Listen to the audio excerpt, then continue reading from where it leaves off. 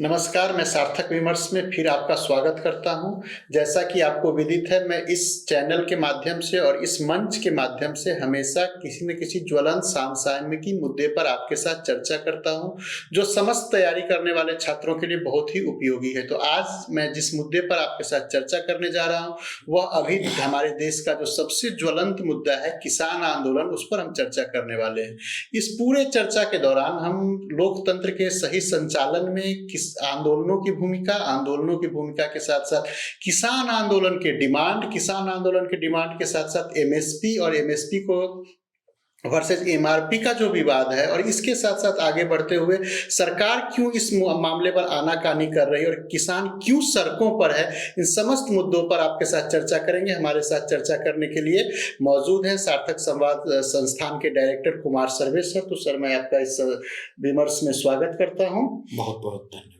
Sir, मैं सबसे पहले ये जानना चाहता हूं कि एक सफल लोकतंत्र के संचालन में आंदोलन की क्या भूमिका है, और उसी के मतलब मैं किसान आंदोलन के परिप्रेक्ष्य में इस बात का जवाब चाहूंगा, क्योंकि जब आंदोलन होते हैं हमारे यहाँ, तो कभी-कभी आंदोलन का स्वागत भी किया जाता है और कभी-कभी आंदोलन पर बहुत ज्यादा प्रहार भी किया जाता है, हर तरफ से प्रहार किया जाता है। तो इस परिप्रेक्ष्य में सर, इसको थोड़ा सा स्पष्ट करने की कोशिश करेंगे। बेसिकली अगर देखा जाए तो मैं डॉक्टर लोहिया को कोट करना चाहूँगा कि जब सड़कें खामोश हो जाएं तो संसद आवारा हो जाती है। और डॉक्टर लोहिया ने ये बात 1960 के दशक में कही थी। उस समय जब मुझे लगता है कि विपक्ष संख्या बल की दृष्टि से भले ही कमजोर हो, लेकिन क्वालिटेटिवली विपक्ष बहुत मजबूत स्थिति में था। आज के परिप्रेक्ष्य में अगर देखा जाए तो विपक्ष न केवल संख्या बल की दृष्टि से कमजोर है, बल्कि गुणवत्ता में भी गिरावट आई है। And at the same time उस समय अगर देखा जाए तो उस समय की सरकार जो है वह डेमोक्रेटिक कहीं अधिक थी। डेमोक्रेटिक वैल्यू और एथिक्स के प्रति उनका कमिटमेंट कहीं ज्यादा था। ऑपोजिशन के प्रति एक सेंस ऑफ रिस्पेक्ट था तमाम डिफरेंसेज के बीच, और ऑपोजिशन के साथ कम्युनिकेट करने की सरकार की कोशिश थी। वर्तमान परिप्रेक्ष्य में अगर देखा जाए तो न केवल संसदीय राजनीति के मूल्यों का अवसान हुआ है, क्षरण हुआ है, बल्कि सरकार भी कहीं न कहीं ऑपोजिशन को लेकर इंटॉलरेंट हुई है। जब हमारी सरकार कांग्रेस मुक्त भारत का नारा देती है तो वह नारा केवल कांग्रेस मुक्त भारत का नहीं है, बल्कि वह विपक्ष मुक्त भारत का के नारे में तब्दील होता दिखाई पड़ता है। और कमजोर विपक्ष के सहारे जो है वह लोकतंत्र को मजबूती नहीं प्रदान की जा सकती। तो ऐसी स्थिति में जब संसद कार्यपालिका पर प्रभावी तरीके से अंकुश लगा पाने में असमर्थ है, ऐसी स्थिति में जब विपक्षी दल सत्तारूढ़ दल पर अंकुश लगवा पाने में असमर्थ हैं, तो ऐसी स्थिति में मुझे लगता है सिविल सोसाइटी और जन आंदोलनों की भूमिका बढ़ जाती है। सर, आंदोलन को लेकर के मतलब हमेशा से आंदोलन का स्वागत किया जाता है एक लोकतंत्र में, लेकिन जिस तरह से आप देख रहे होंगे कि सरकार के द्वारा जो पोषित मीडिया है, उस मीडिया के द्वारा हर तरफ से उस आंदोलन पर प्रहार किया जा रहा है। दूसरी बात यह कि ऐसा नहीं है कि किसान आंदोलन केवल एक ही जगह में, हर जगह छिटपुट स्तर पर उसका सपोर्ट हो रहा है, हर जगह उसके लिए आवाजें उठ रही है, लेकिन उन आवाजों को मुख्य धारा में नहीं लाया जा रहा है और लोगों तक उस बात को नहीं पहुंचाया जा रहा है। तो इसको किस दृष्टि से आप देखते हैं? आप बेसिकली अगर देखा जाए तो मैं यह कहना चाहूंगा कि आंदोलन की जरूरत कब पड़ती है और क्यों पड़ती है। एक दूसरी चीज, हम अपने डेमोक्रेटिक गवर्नमेंट की फंक्शनिंग को हम देखें, वह तब तक किसी भी प्रोटेस्ट को गंभीरता से नहीं लेती जब वह प्रोटेस्ट जो है अहिंसक प्रदर्शन के दायरे से बाहर नहीं निकल जाए। तीसरी चीज, जो कहीं न कहीं मीडिया पर सरकार का कंट्रोल लगातार बढ़ा है और कहीं न कहीं सरकार पर भी कॉर्पोरेट का नियंत्रण बढ़ा है। तो मीडिया पर भी कॉर्पोरेट का नियंत्रण बढ़ा, सरकार पर भी कॉर्पोरेट का नियंत्रण बढ़ा, और ऐसी स्थिति में सरकार हो या मीडिया, जनता से जुड़े हुए मसले, किसानों से जुड़े हुए मसले उनको तवज्जो दे पाने में असमर्थ हैं। और अगर ऐसा है तो ऐसी स्थिति में जो है किसानों के पास जो है आंदोलनों के अलावा दूसरा कोई विकल्प नहीं रह जाता। और मुझे ऐसा लगता कि एक समाज के रूप में हम किसानों की अपेक्षाओं पर खरे उतरने में असफल रहे। हम फेल रहे हैं किसानों का केयर कर पाने में। हमारी डेमोक्रेटिकली इलेक्टेड गवर्नमेंट, चाहे किसी भी पार्टी की सरकार हो, वह किसानों के कंसर्न को रिजॉल्व कर पाने में अब तक असमर्थ रही है। सर, एक बात और कही जाती है कि जैसे पिछली बार जब 2019 में चुनाव होने जा रहा था तो किसानों को एक सम्मान निधि के रूप में कुछ लॉलीपॉप की तरह कुछ रकम उपलब्ध करवा दिया गया और उसका निहायत ही फायदा हुआ 2019 के चुनाव में। और आज जब ये आंदोलन हो रहा है तो एक बहुत बड़ा आवाज उठ रहा है कि यह वर्तमान सरकार को चुनाव के समय में घेरने के लिए यह एक साजिश के तहत यह काम किया जा रहा है। इस विषय पर मैं आपकी राय दो तीन बातें मैं कहना चाहूंगा। पहली बात मैं कहना चाहूंगा कि किसान सम्मान निधि के तहत 6,000 रुपए की जो वार्षिक सहायता दी जा रही है, दरअसल वो सहायता किसानों को नहीं दी जा रही। दरअसल वह सहायता जो है जमीन के मालिकों को दी जा रही है। किसान और जमीन के मालिक के बीच हमें डिफरेंशिएट करना सीखना होगा। ऐसी स्थिति में जब खेती और किसानी लाभकारी नहीं रह गई है, ऐसी स्थिति में जब भारत के कंटेक्स्ट में बात करें तो 55% जो खेतीहर किसान हैं वे भूमिहीन हैं। ऐसी स्थिति में बिहार के कंटेक्स्ट में अगर बात करें तो करीब 66% किसान जो हैं वो लैंडलेस हैं। तो ऐसी स्थिति में ऐसी सहायता को, किसानों को दी जाने वाली आर्थिक सहायता की संज्ञा देना मुझे उचित नहीं लगता। दूसरी बात जो मैं कहना चाहूंगा, मुझे यह लगता है कि राजनीति के संदर्भ में हमारी सोच नकारात्मक है। सवाल यह उठता, अगर किसानों के मसले पर राजनीति ना हो तो आखिर किस मसले पर राजनीति हो? मंदिर के नाम पर राजनीति जायज है, धर्म और संप्रदाय के नाम पर राजनीति जायज है, नेशनल इंटरनेशनल के नाम पर राजनीति जायज है। लेकिन जब बात किसानों के मसले पर राजनीति की आती है तो किसानों के मसले पर की जाने वाली राजनीति हमें नाजायज क्यों लगती? क्यों किसानों के मसले पर होने वाली राजनीति हमें गैर वाजिब लगती है? इसलिए मुझे यह लगता है किसानों के मसले पर अगर राजनीति हो रही है तो मुझे उस राजनीति से परहेज नहीं है। और मैं खुल करके कहना चाहूंगा, ऐसी राजनीति होनी चाहिए और ऐसी राजनीति लोकतंत्र को मजबूती प्रदान करेगी। सर, इस पूरे आंदोलन में अगर देखेंगे तो चर्चा में मिनिमम सपोर्ट प्राइस, एमएसपी, न्यूनतम समर्थन मूल्य जो है वो चर्चा में है।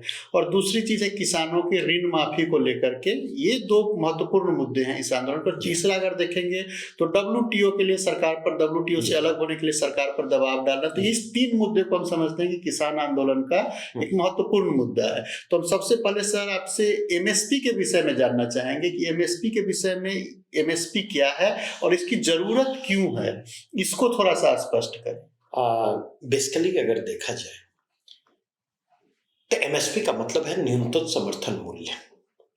न्यूनतम समर्थन मूल्य की घोषणा अक्सर बुआई के पहले की जाती है ताकि किसान जब फसल बो रहे हो तो उस समय उन्हें पता हो कि उन्हें किस फसल की क्या कीमत मिलने जा रही है, ताकि उनके पास विकल्प उपलब्ध हो और वे अपने आर्थिक हितों को ध्यान में रखते हुए एक उपयुक्त निर्णय ले सके। अब दूसरी चीज जो उभर करके आती है कि एमएसपी का मसला तो आज से नहीं उठ रहा है। एमएसपी का मसला जो है वो एमएसपी की शुरुआत जो है 1960s के लास्ट से होती है और वर्तमान में 22 फसलों के लिए न्यूनतम समर्थन मूल्य की घोषणा की जा रही है। लेकिन देखा जाए तो एमएसपी मूलतः 3 फसलों के संदर्भ में, गेहूं, धान जो खाद्यान्न फसलों की कैटेगरी में आती हैं, और कपास जो वाणिज्यिक फसलों की श्रेणी में आती है, इनके संदर्भ में एमएसपी की व्यवस्था प्रभावी तरीके से काम कर रही है। करेंट सिनारियो में एमएसपी का दायरा कुछ फसलों तक सीमित है और एमएसपी का दायरा कुछ भौगोलिक दायरों तक, भौगोलिक क्षेत्रों तक सीमित है। सवाल यह उभर कर आता कि आखिर एमएसपी का मसला इतना क्यों गरमा रहा है और पिछले एक दशक के दौरान यह मसला इतना क्यों गरमाता दिखाई पड़ रहा है। क्योंकि एमएसपी का मसला अगर देखा जाए तो कांग्रेस के रिजिम के समय स्वामीनाथन कमीशन की रिपोर्ट के बावजूद कांग्रेस के समय यह मसला जोर नहीं पकड़ता है। इसके पीछे रीजन यह था कि यूपीए का दौर जो है हायर फूड इन्फ्लेशन का दौर रहा है।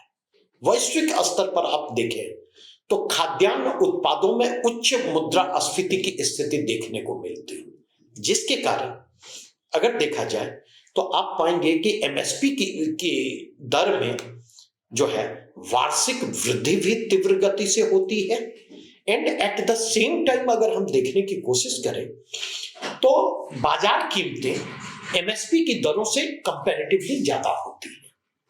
लेकिन 2012-13 के बाद देखें तो ग्लोबल फूड डिफ्लेशन का दौर दिखाई पड़ता है और ग्लोबल फूड डिफ्लेशन के इस दौर में एमएसपी की वृद्धि दर भी मंद पड़ती है और बाजार की एमएसपी की तुलना में बाजार कीमतें भी हैं अपेक्षाकृत कम रहती हैं। इसके कारण खेती अलाभकारी होती चली जाती। और मैं एक आंकड़ा देना चाहूंगा, जब national food security act introduce किया गया था तो भारत का जो इंटरनेशनल कमिटमेंट है डब्ल्यूटीओ के कंटेक्स्ट में सब्सिडी को लेकर, तो ये प्रश्न उठा था कि एनएफएसए के कारण जो है एग्रीमेंट ऑन एग्रीकल्चर का जो सब्सिडी वाला पार्ट है उसका वायलेशन हो सकता है। तो जब इस टॉपिक पर मैं काम कर रहा था तो एक आंकड़ा मेरे पास आया जो चौंकाने वाला आंकड़ा था। 1986-88 बेस ईयर है सब्सिडी के कैलकुलेशन का। तो 1986-88 से लेकर 2013 तक का जब ट्रेंड एनालाइज किया गया तो ये पाया गया कि कृषि इनपुट लागत में वृद्धि की दर जो है 480% की रही है, जबकि उसके समानांतर अगर आउटपुट की कीमतों में आउटपुट की वृद्धि दर को देखें तो वो 300% रही। इसका मतलब यह कि आउटपुट में वृद्धि की दर की तुलना में लागत में वृद्धि की दर करीब करीब 1.25 गुने से ज्यादा रही है। इसका डायरेक्ट इंपैक्ट यह होता खेती और किसानी की लाभकारिता कम होती चली जाती और वो अलाभकारी होते चले जाते। तो ऐसी स्थिति में जब 2014 के बाद ऐसी परिस्थितियां निर्मित होती हैं कि बाजार कीमतें एमएसपी की दर से कम होती हैं तो किसानों का जो है वह आप देखेंगे रुझान बढ़ता है बाजार के विकल्प के रूप में जो सरकारी एजेंसियों के द्वारा खरीद की जाती है। और उस स्थिति में देखा जाए तो एमएसपी को लेकर किसान गंभीर होते हैं। स्वामीनाथन आयोग की सिफारिशों पर चर्चा तेज जो होती है और स्वामीनाथन आयोग की ने जिस C2 कॉस्ट को एमएसपी के निर्धारण का आधार बनाने की बात अनुशंसा की और C2 कॉस्ट का 1.5 गुना एमएसपी निर्धारित किए जाने के मतलब अनुशंसा की थी, उसको लेकर मांगे तेज होती चली जाती। और यहां पर एक और चीज मैं जोड़ना चाहूंगा, दरअसल होता क्या है जनता की मेमोरी शॉर्ट होती है और किसी मसले पर राजनीतिक दलों का रुख क्या रहेगा यह इस बात पर निर्भर करता है कि वे सत्ता पक्ष में हैं या वे विपक्ष में हैं। जैसे मैं कोट करना चाहूंगा, एक वर्किंग ग्रुप यूपीए सरकार के द्वारा गठित किए गए थे का गठन किया गया था 2011 में और then Gujarat chief minister Narendra Modi ji उस वर्किंग ग्रुप की अध्यक्षता कर रहे थे। उन्होंने जो है यह सिफारिश की थी कि एमएसपी के नीचे किसी भी प्रकार के व्यापारिक लेनदेन पर प्रतिबंध लगाया जाए, यह सुनिश्चित किया जाए कि बाजार में भी जो लेनदेन होता है वो उसके लिए एमएसपी बेस प्राइस का काम करे। अगेन अगर देखा जाए तो उन्होंने प्रधानमंत्री जी को चिट्ठी लिखी थी और उसमें यह मांग की थी कि एमएसपी को कानूनी गारंटी प्रदान की जाए। यहां तक कि 2014 का लोकसभा चुनाव जो भाजपा लड़ी है उसमें जो है एमएसपी को कानूनी गारंटी के संदर्भ में उसने वादा भी किया था, लेकिन सरकार में आने के बाद से वह लगातार इन मसलों पर टालमटोल भरा रवैया अपना रही है। वह लगातार गलत बयानी का सहारा ले रही है। वर्तमान में एमएसपी का निर्धारण A2+ फैमिली लेवल कॉस्ट के आधार पर किया जाता, ना कि C2 कॉस्ट के आधार पर, और ना ही C2 कॉस्ट का 1.5 गुना एमएसपी के रूप में उपलब्ध करवाया जाता है। यहां पर मैं यह स्पष्ट कर दूं कि A2+ FL और C2 कॉस्ट के बीच जो डिफरेंसेज है वह यह है कि किसान अपनी जिस जमीन पर खेती कर रहा है उस जमीन के रेंट जो है C2 कॉस्ट में इंक्लूडेड होते, A2+ FL कॉस्ट में नहीं। अगेन किसान जो इन्वेस्ट करता है, चाहे चल निवेश उसका हो या अचल निवेश हो, उस इन्वेस्टमेंट पर जो ब्याज होता है वो A2+ FL में शामिल नहीं होता, जबकि वह C2 कॉस्ट के अंतर्गत शामिल होता। और यहां पर एक और तीसरी चीज को, चाहे लैंड के कंटेक्स्ट में रेंट की बात करूं, चाहे इन्वेस्टमेंट के कंटेक्स्ट में इंटरेस्ट की बात करूं, ये दोनों चीजें जब इंडस्ट्रियल कॉस्ट के कैलकुलेशन होते तो उनमें इन दोनों कंसिडरेशन को आधार बनाया जाता है। तो सरकार तो कह रही है कि हमने स्वामीनाथन जी को भारत रत्न दे दिया, हमने चौधरी चरण सिंह जी को भारत रत्न दे दिया, किसानों को इस पर खुश होना चाहिए, प्राउड फील करना चाहिए। दूसरी बात एक और उभर करके आती है कि अगर हम एमएसपी देने लगेंगे तो अभी का जो मुद्रास्फीति है या कीमतें जो बढ़ रही हैं तो इसका जो प्रभाव है ये और वर्ग पर ज्यादा पड़ेगा। तो क्या लगता है कि अभी एमएसपी सरकार उनको दे देगी, या लगता है क्या कि एमएसपी आज प्रासंगिक है? आपके प्रश्न के दो पहलू हैं। पहला पहलू सिंबॉलिकली सरकार जो कह रही है, किसानों की समस्या का समाधान ना तो चौधरी चरण सिंह जी को भारत रत्न देने से होने जा रहा है और ना ही MS स्वामीनाथन को भारत रत्न देने से। किसानों के मसले पर उनकी जो मांगे थी, उन मांगों के प्रति रेस्पॉन्सिव होना किसानों की समस्या का समाधान प्रस्तुत कर पाने में समर्थ है। सरकार सिंबोलिज्म के सहारे चुनावी बैतरणी को पार करना चाहती है। किसानों को कुछ देते हुए भी बहुत कुछ देते हुए दिखना चाहती है। तो ये तो बात राजनीति की हुई। दूसरा प्रश्न जो आपका है, एक बार फिर से स्पष्ट करेंगे। दूसरा प्रश्न यह था कि इन्फ्लेशन की स्थिति में मुद्रास्फीति जैसे बढ़ती जा रही है और उससे में अगर एमएसपी दिया जाएगा तो क्या वो फिर से मैं इसके संदर्भ में 2-3 बातें कहना चाहूंगा। जब किसानों को न्यूनतम लागत देने की बात होती है तभी हम मुद्रास्फीति की चिंता क्यों करते? जब जीएसटी लागू किया जा रहा था तब यह कहा गया कि, और ये बातें जब यूपीए की सरकार थी और वैट लागू किया जा रहा था उस समय भी ये बातें कही जा रही थी कि इससे महंगाई पर अंकुश लगा पाना संभव होगा, इससे जो है कम कीमत पर सामान उपभोक्ताओं को सामान उपलब्ध हो जाएंगे।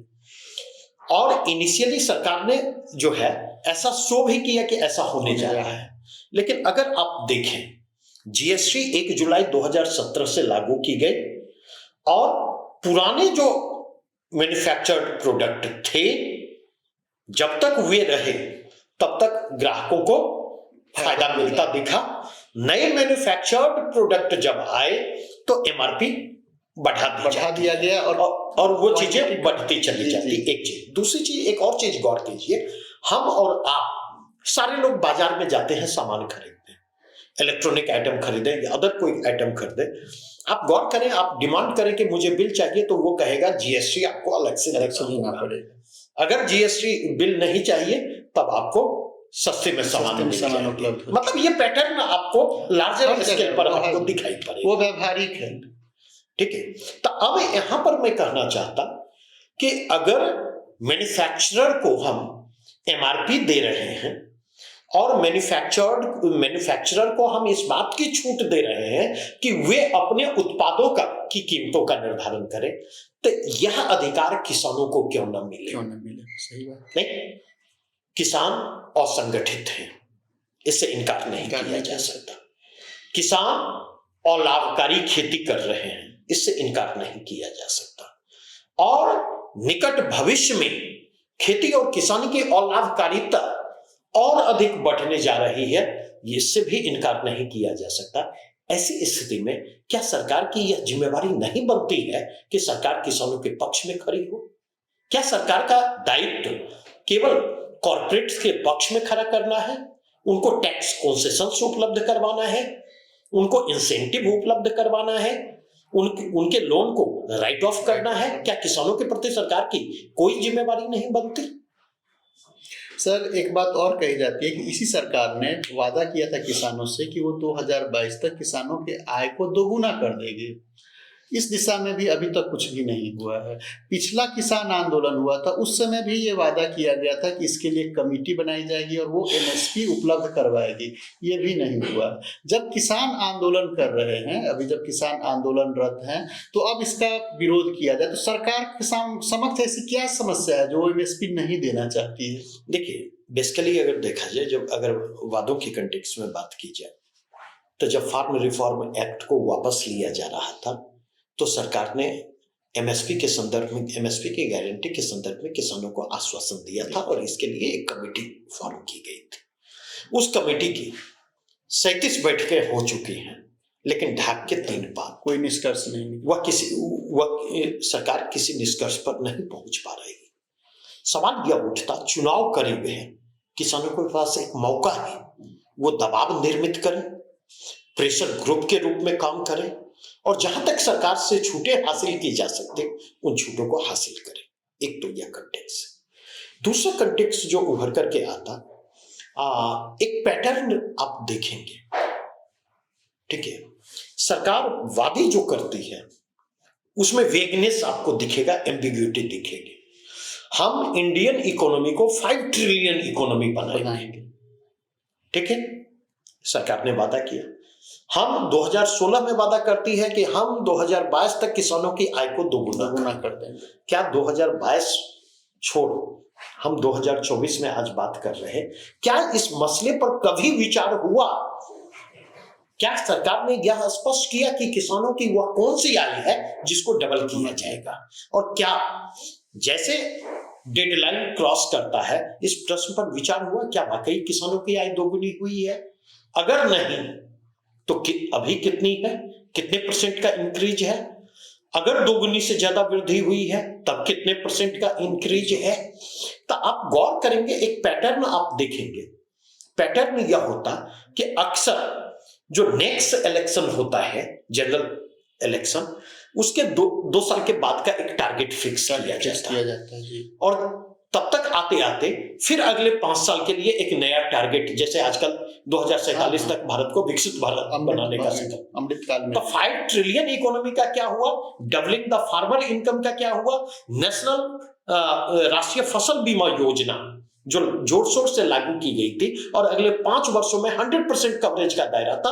आज राष्ट्रीय फसल बीमा योजना किस स्थिति में है और किस तरीके से राष्ट्रीय फसल बीमा योजना कॉर्पोरेट शोषण के उपकरण में तब्दील हो चुकी है, उसके प्रीमियम में 3 से 4 गुने की वृद्धि पिछले 7 वर्षों के दौरान हुई है। तो ये प्रश्न, मुझे लगता है ये प्रश्न अहम प्रश्न है, जो प्रश्न सरकार से पूछे जाने चाहिए। लेकिन ये प्रश्न जो है ना तो मीडिया के द्वारा पूछे जा रहे हैं और ना सरकार के दर्ज पर चर्चा की जा रही है। अगर ऑपोजिशन के द्वारा इन प्रश्नों को उठाया जाता तो सरकार उन प्रश्नों को तवज्जो देने के लिए तैयार नहीं है। एक और बात उभर करके आती है सर कि कृषि को अगर देखा जाए तो यह सेंट्रल लिस्ट के बनिस्बत राज्य सूची का विषय है और इस मामले में देखा जाए तो किसान जो है वो केंद्र सरकार से डिमांड कर रही है। तो बेसिकली अगर देखा जाए तो एमएसपी की घोषणा केंद्र सरकार के द्वारा की जाती है, नंबर 1। नंबर 2, दूसरा कंटेक्स्ट जो उभर करके आता कि केंद्र सरकार ने जो है, चाहे सरकारें जिसकी रही हो, ठीक है, जो रूलिंग पार्टी है, जब तक वो ऑपोजिशन में होते तब तक वो इसको मसला बनाते हैं। जैसे उन्हें रूल करने का मौका मिलता, वे किसानों को भी किनारे कर देते और किसानों के एजेंडे को भी वो किनारे कर देते। ना उनकी रुचि किसानों में रह जाती है, ना उनकी रुचि किसानों के एजेंडे में रह जाती है। बिहार से इस विषय पर वार्ता कर रहे हैं, तो बिहार जैसा राज्य जी जो मंडी को भी समाप्त कर चुका है, जी वहाँ के किसानों के लिए यह जो आंदोलन है या जो एमएसपी की डिमांड है, वो कहाँ तक प्रासंगिक है? बेसिकली अगर देखा जाए तो एमएसपी तब तक अप्रासंगिक है जब तक कि उसे प्रोक्योरमेंट पॉलिसी का सपोर्ट नहीं मिलता और उसके लिए एक प्रोक्योरमेंट मैकेनिज्म को खड़ा नहीं किया जाता। ये एक रियलिटी है कि एमएसपी का सबसे अधिक फायदा अगर मिला है तो सबसे अधिक फायदा मिला है पंजाब, हरियाणा और वेस्टर्न यूपी के किसानों को, नंबर 1। नंबर 2, यह एक फैक्ट है कि top 5 top 6 wheat producing state जो हैं और राइस प्रोड्यूसिंग स्टेट जो हैं वो लार्जर बेनिफिशियरीज रहे हैं एमएसपी से। ये एक फैक्ट है। इसके पीछे रीजन यह है, वो ग्रीन रिवॉल्यूशन का बेल्ट रहा है। दूसरा रीजन उसका यह है कि वहां पर अगर हम जाकर के देखें तो किसान राजनीति जो है प्रभावशाली रही है। पंजाब में चले जाएं, हरियाणा में चले जाएं, वेस्टर्न यूपी में चले जाएं तो आपको कद्दावर किसान नेता मिल जाएंगे। तीसरा कंटेक्स्ट देखें तो वहां पर किसान आंदोलन की एक संस्कृति आजाद भारत में विकसित होते आप देख सकते। चौथी चीज जो उभर करके आती, आप अगर गौर करें तो यह इलाका नई दिल्ली के करीब है जो भारत की राजधानी है, तो उनके लिए दिल्ली पहुंचना, ठीक है, प्रदर्शन करना, सरकार पर दबाव निर्मित करना, नहीं किसानों से जुड़े मसले को राष्ट्रीय विमर्श के केंद्र में लाना अपेक्षाकृत आसान हो जाता बनिस्बत तमिलनाडु के किसानों के, कर्नाटक के किसानों के, महाराष्ट्र के किसानों के, आंध्र प्रदेश के किसानों के, तेलंगाना के किसानों के या गुजरात के किसानों के। अपार्ट फ्रॉम दैट अगर जाकर के देखें तो एक और बात मैं करना चाहूंगा। सिंपल आंकड़े को देखें, भारत में जोत का औसत आकार जो है 1.08 हेक्टेयर है।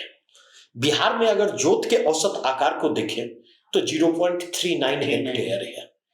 पंजाब में अगर जोत के आकार को देखें तो वो 3.4 हेक्टेयर के आसपास पहुंचता। मतलब बिहार की तुलना में देखें 7 से 8 गुना ज्यादा है। हरियाणा में हुआ 2.2 हेक्टेयर है। बिहार की तुलना में अगर हम देखें तो वो 5 से 6 गुना ज्यादा है। और अगर हम नेशनल एवरेज की तुलना में देखें तो पंजाब में 3 गुना से ज्यादा, हरियाणा में 2 गुना के आसपास है। यह बहुत कुछ कहता है। और पंजाब के किसानों के कंटेक्स्ट में बात की जाए तो एक तो वहां लार्जर जोत है, और लार्जर जोत के साथ देखा जाए तो वहां पंजाब और हरियाणा में, वेस्टर्न यूपी में बड़े और मध्यम किसानों के जो हैं उनके अनुपात अच्छे खासे हैं। बिहार के कंटेक्स्ट में देखा जाए तो 97% किसान जो हैं वो स्मॉल और मार्जिनल फार्मर की कैटेगरी में आते हैं। अपार्ट फ्रॉम दैट ये तो नहीं कहा जा सकता कि पंजाब, हरियाणा या वेस्टर्न यूपी में कृषक पहचान जो है किसानों की अन्य सारी पहचानों पर भारी पड़ती है, लेकिन यह जरूर है कि वहां पर कृषक पहचान को भी कई पहचानों के पैरेलल निर्मित होते देखा जा सकता है, भले हुए उस कृषक पहचान के आधार पर वोट ना करते हो। बिहार की कंटेक्स्ट में अगर आप देखें तो जातिगत पहचान बिहार के किसानों पर हावी होती है। पंजाब हो, हरियाणा हो, वेस्टर्न यूपी के किसान हो, भले हुए ट्रेडिशनल मतलब प्रोड्यूस गेहूं और चावल की खेती करते हो, लेकिन वो बाजार से जुड़े हुए हैं, बाजार के लिए खेती करते हैं और उन्होंने खेती के पारंपरिक तरीकों की जगह आधुनिक तरीकों का इस्तेमाल किया है, उन्नत तकनीकों का इस्तेमाल किया है। लेकिन बिहार के किसानों को अगर देखा जाए तो वे अभी भी पारंपरिक तरीके से खेती करते हैं। उनकी फार्मिंग सबसिस्टेंस फार्मिंग है, जीवन निर्वाह कृषि। बिहार के किसानों के समक्ष जो है एक बड़ी चिंता है, दो जून रोटी की चिंता। पंजाब के किसानों के साथ वो चिंता नहीं है, और इसका एक महत्वपूर्ण कारण यह भी है कि पंजाब और गुजरात 2 ऐसे स्टेट हैं जो कह सकते हैं आप कि ये एनआरआई के रेमिटेंसेज पर डिपेंडेंट है, और एनआरआई का रेमिटेंसेज इसमें अहम रोल प्ले करता है। इसलिए पंजाब के किसान जो हैं, आपको जो हम लोग एक्सयूवी कहते हैं या एसयूवी कहते हैं, ठीक है, उनके दरवाजे पर वो भी कई किसानों के दिख जाएंगे जिनको लेकर जो है कई लोगों को आपत्ति है, और जिसके कारण ये कहा जाता है नहीं कि ये किसान नहीं है। दरअसल अगर देखा जाए तो वर्तमान सत्तारूढ़ दल, उनके द्वारा नियंत्रित मीडिया और जो समर्थक हैं, उनका अप्रोच यह है कि डिवाइड एंड रूल पॉलिसी की तरह हम किसानों को भी डिवाइड करें। हम किसानों को नंगे देखना चाहते हैं, फटेहाल देखना चाहते हैं, कटोरा लेके सड़कों पर घूमते हुए देखना चाहते हैं। एक समृद्ध किसान हमारी नजरों में हमेशा खटकता है, क्योंकि वह समृद्ध किसान, उसकी बार्गेनिंग पावर बेहतर होगी, वह स्थानीय स्तर पर राजनीतिक दृष्टि से प्रभावशाली होगा, सामाजिक आर्थिक दृष्टि से प्रभावशाली होगा, वह सत्ता को चुनौती दे पाने की स्थिति में होगा, वह अपने इंटरेस्ट के लिए जो है लड़ पाने की स्थिति में होगा, और यह स्थिति किसी भी सरकार के लिए स्वीकार्य नहीं होती। सर, आपकी नजर से इस पूरे समस्या का एक सॉल्यूशन क्या दिखता है? अगर कुछ देखा जाए कि जिस रास्ते पर अब बढ़ा जाना चाहिए मुल्क को, वो क्या रास्ता हो सकता है? मैं सिंपल सी चीज कहूंगा, इस सरकार ने पिछले 10 वर्षों के दौरान 15 लाख करोड़ के लोन, कॉर्पोरेट लोन को राइट ऑफ किया है।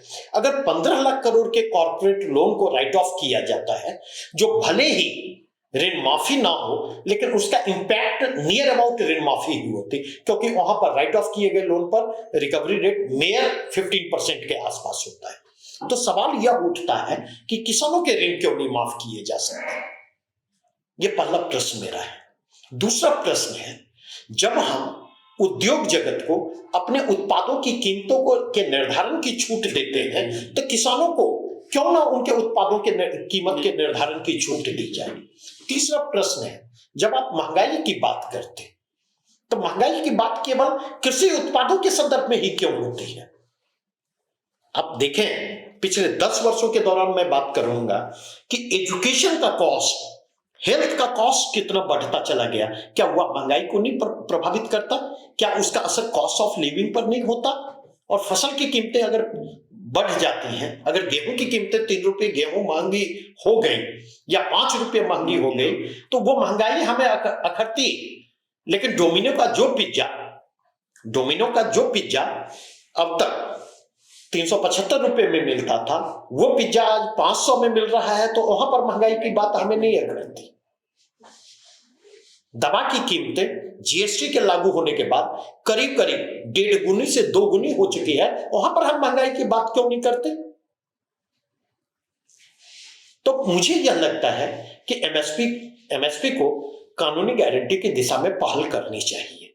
यह दूसरी बात करना चाहूंगा। तीसरी बात करना चाहूंगा, यह मसला तात्कालिक नहीं है, यह मसला दीर्घकालिक है। मैं एक आंकड़े के कंटेक्स्ट में बात करूंगा। अमेरिका में जाकर के देखें, करीब करीब 2 मिलियन किसान हैं। 2 मिलियन मतलब 20 लाख के आसपास किसान हैं। और वहां पर किसान अगर देखा जाए तो 2 मिलियन किसानों को अमेरिका के द्वारा करेंटली 2022 में करीब करीब 16 बिलियन अमेरिकी डॉलर की सब्सिडी दी गई। उन्होंने एवरेज देखा जाए तो 1995 से लेकर 2006 तक का जो ट्रेंड रहा, अमेरिका ने अपने 2 मिलियन किसानों को करीब करीब 20 बिलियन अमेरिकी डॉलर की सब्सिडी दी। यूरोपीय संघ अपने 27 मिलियन किसानों को 27 मिलियन में 2 करोड़ 70 लाख किसानों को जो है उसी अवधि 95 से लेकर 2006 के दौरान उसने औसतन 58 बिलियन अमेरिकी डॉलर की सब्सिडी दी है। और करेंटली अगर 2022 के कंटेक्स्ट में बात करें तो यह सब्सिडी की यह राशि करीब करीब 95.6 बिलियन अमेरिकी डॉलर के स्तर पर पहुंचती है।